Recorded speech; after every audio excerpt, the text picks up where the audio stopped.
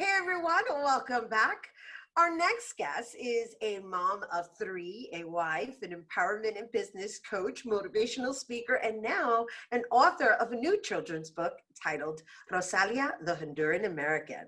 The story follows a young girl who struggles to understand why her classmates have not heard of the country Honduras after being assigned a project. And joining us to tell us more behind the inspiration of the book, please welcome Christine Osoria.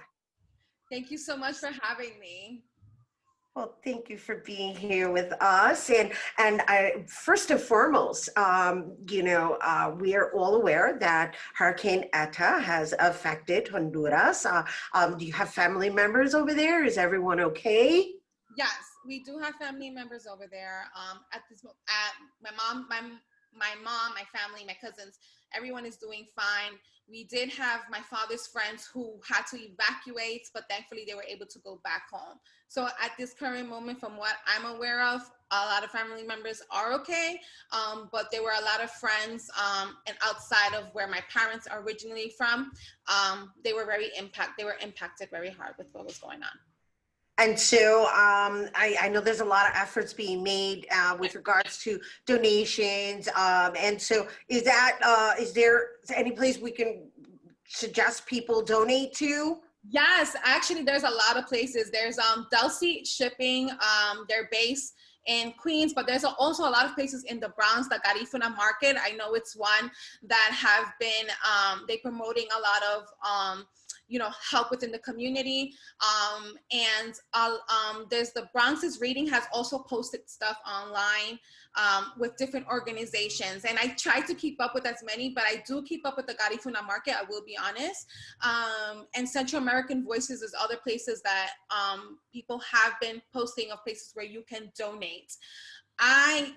With my family, we're doing our best to try to ship something as soon as possible. But I tell everyone, if you can please donate to an organization that's available near you, please do that, because that is important at this moment. They can get any help that's needed.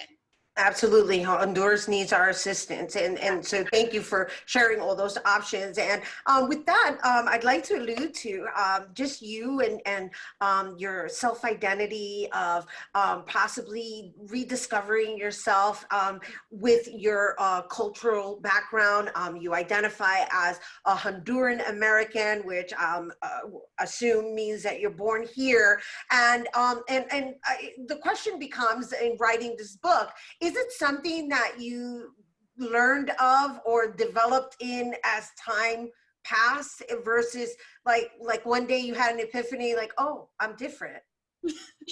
Yeah. So that happened to me, honestly. And I think it became more as I was a teenager.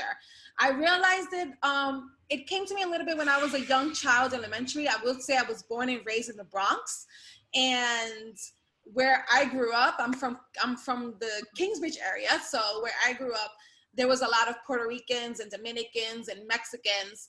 But I guess I didn't really realize that I was different. It was more when I went into high school. I went to Grace Dodge High School, vocational high school. And I started realizing that I was one of maybe 5 in the graduate class that's from Honduras. And I guess it was very eye-opening to me as a teenager that I am different, that I'm not, I'm not Puerto Rican and I'm not Dominican, So that's when I really had my wake-up call, and more when I had my children. Again, I'm a mother of 3, and my kids are Dominican Honduran. And we, during school time, when they were asked where they're from, they had told me themselves, Mom, when I tell people I'm from Honduras, nobody knows. They know Dominican Republic, but they don't know Honduras. So that was, again, another wake-up call for me. It's like, wow, like a lot of people don't really know about the country Honduras and where it is and, who we are.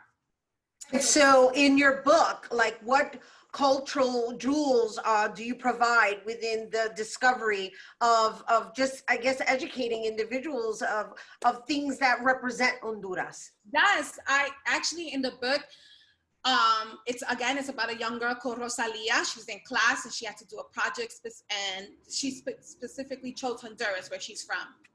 And she talks about the country itself, you know, the Honduras flag, what represents the stars. She talks about the food and she talks about the music. So that is something that I put inside the book, that I wanted the reader to understand our culture, but to also to understand that there are many different children out there with many different backgrounds. And we should acknowledge and also be proud of our culture and not be ashamed of our culture. That was very important for me while I was writing this book.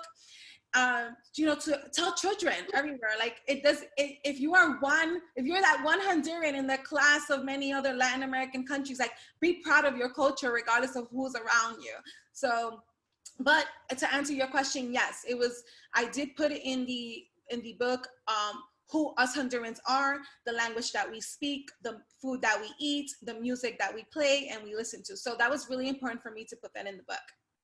So, you wrote the book in English and in Spanish. Correct.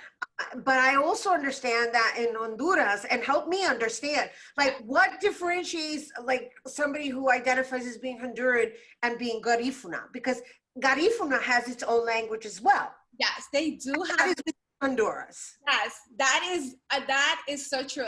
Honduras, sorry, we do speak Spanish, but there are many that speak Garifuna. Now, I would say this: I do not know Garifuna because I grew up within the Spanish community.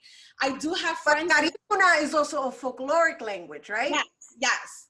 So I tell, like, when it came to Garifuna, I'd be honest, I listen to the music. I listen when the music is played, but I do not understand it. I do not speak it. I do have many other friends that are Garifuna, and I do hope that they share their story, right? But yes, there is Spanish and Garifuna, and, you know, it's a mix, obviously, of languages like many other countries. Right? It's awesome because it's 3 languages. Yeah. So, you know, it's like many other countries, like many Latin countries, like they speak more, not just Spanish, but something else. So yes. And, you know, there's many people that speak Garifuna. Unfortunately, I can't. And okay. You help me understand a little bit more within the 3 languages that are spoken in Honduras. And I wasn't sure if you discussed that or mentioned that within the book. I didn't. Because honestly, I will be very honest, like the book is really a little bit of my story. I shared a little bit of, yes, we do speak Spanish, and there are many people that speak Garifuna. I didn't get very into detail about the Garifuna. I do hope that one day that someone does share that Garifuna part, being Honduran and being Garifuna. I think that's so important. But in this book, I just spoke more about culture, and I spoke a little about Honduras and who we are and our music. So beautiful. Yeah. No, it's great. And so before we go, the age range for the book? Yeah, so the age range is between 5 and 10.